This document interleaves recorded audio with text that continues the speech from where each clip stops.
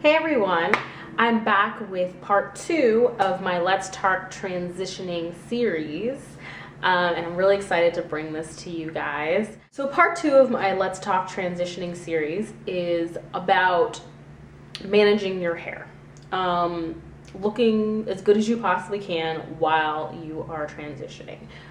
So for the first couple of weeks, it really just won't be any different. Basically, the only time that you're gonna need these tips is when you get out of the range of time that you would normally have been relaxing your hair.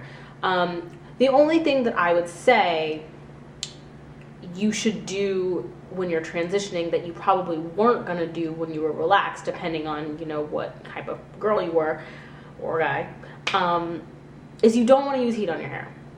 You don't want to be flat ironing and blow drying your roots out all the time, even in the beginning, because you'll heat damage your new growth. I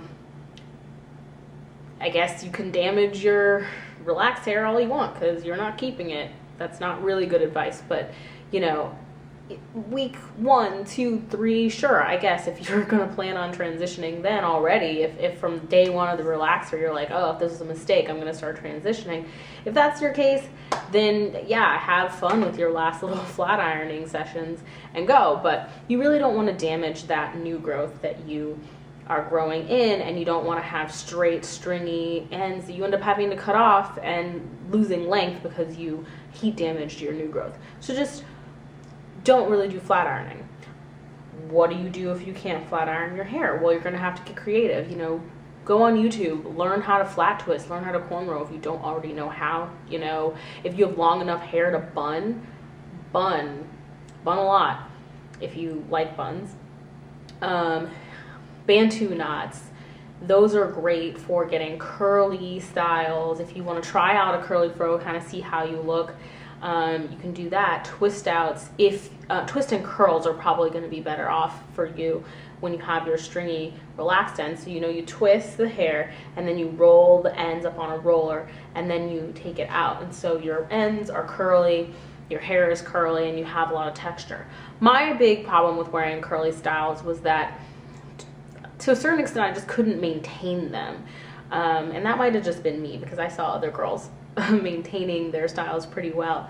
But because your hair wants to be straight because it's been programmed to do that, any humidity, moisture, anything, curls drop, nothing happens. It's like the opposite of, in at least my case, because I was relaxed bone straight, opposite of a curly girl problem. It's that my hair didn't grow when it got wet, it shrunk, and I hated that. So there were some other things that I had to start exploring. Now, I didn't grow up with braids, twists, wigs, weaves, nothing. None of my family did any of that, and I didn't either until I started transitioning. So, my motto with it is, when the going gets rough, wig it up, okay? So, the first wig that I really felt super comfortable wearing out in public is the famous Drew wig. She looks a little rough right now, like maybe really, really rough right now, because I've worn her a lot and I haven't worn her recently, but I wore her a lot in the end of my transition. And this really is a good wig for those of you who are going natural, because it's very easy to blend your own hair with this. Now, it is a lace front, but I'm not wearing any synthetic lace front. I'm not even comfortable with lace fronts at all. But if you are, awesome, because then you'll really be able to protect your hair. But I always had to have a little hair out in the perimeter so that I could feel comfortable. So basically all I did with that was a braid out, just a braid out with a little roller on the end, or not, because actually the front ends are pretty straight on this wig, at least the one that I have. And maybe you do a little bit of cutting in the front so that your hair blends better if you have short hair in the front like I did. But if you have longer hair in the front, you probably won't even have to do that. So just leave a little bit of hair out, and you don't have to flat iron to blend, which is great. So that is what I'd say. Wig it up. Don't be afraid of wigs. I had to fluff her out quite a bit to get rid of that like shininess, that giveaway shininess that I can't stand, and it's part of the reason why I didn't really feel so comfortable wearing the wigs in the daytime, and I just kept them for nighttime because they were looking a little shiny and I wasn't comfortable with people maybe knowing that I was wearing a synthetic wig. I have another wig that I started wearing really at the end of my transition, that I will try to insert a picture of me wearing it, and I can have information below for you as well. It was a long, like 14-inch straight wig, but it was called Italian Yaki from lacewigsfront.com. It was actually a U-part wig, and I kind of wish I had gotten the lace front instead, but I'm not going to go into the specifics about the details about that wig. And it was nice because I didn't have to have my hair bone straight to blend it. My relaxed hair was probably even too straight for it, and my new growth was kinky, and just like sort of stretching it was just enough to get it to sort of work. I did end up having to flat iron it, but I could flat iron it as a lower temperature and less than I would have had to with a really silky straight wig. But as I said, I would prefer to have just gotten the full lace front wig and then left out hair in the perimeter, so I would have to do even less damage to my hair. In other fake hair news, I would suggest the thing that I'm actually still wearing now that I'm natural, which is Marley hair or any sort of braid hair that really matches your hair, fits your fancy or whatever. And they tend to not be that shiny, so they look a little bit more natural, and you can just create fuller styles that more mimic a natural look, so you don't have to worry about the fact that your new growth is kinky, because you can buy braid hair that looks fairly kinky. So this is some Havana twist hair that I've just put a regular little black band around, and I would just pop this on a ponytail, either a low ponytail, a side, whatever. I pop this on a ponytail and wrap it into this fake little bun on my head, and bam, I have a style. And I could keep that style in my hair a pretty long time, especially if I made a super high bun. All I would have to do is put a scarf around my edges and perimeter at night, and I could sleep with my own hair out. I could re-moisturize my ends and everything. But because it was on the top of my head, it wasn't going to be rubbing and causing friction on my pillowcase, even though I have a satin pillowcase anyway, and I always wrap my hair at night, or at least put a scarf on my head at night. I wasn't really going to have a problem with damaging my hair from using that.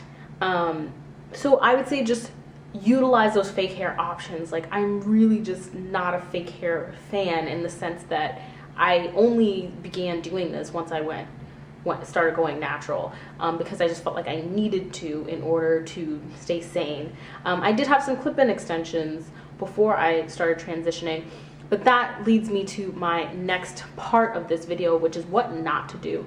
And I already mentioned, do not flat iron your hair if you can help it. I mean, you're gonna have special occasions and whatever, but just try not to, and try to be more innovative, and because that's gonna help you when you're natural, because then you're gonna have all this like styling techniques and expertise on your hands, and you can really make the most of your TWA, or your medium afro, or your big ass afro, whatever kind of afro you end up with at the end of your transition. You'll have some more styling tips and tools in your bag, so just try to be more creative about your styles.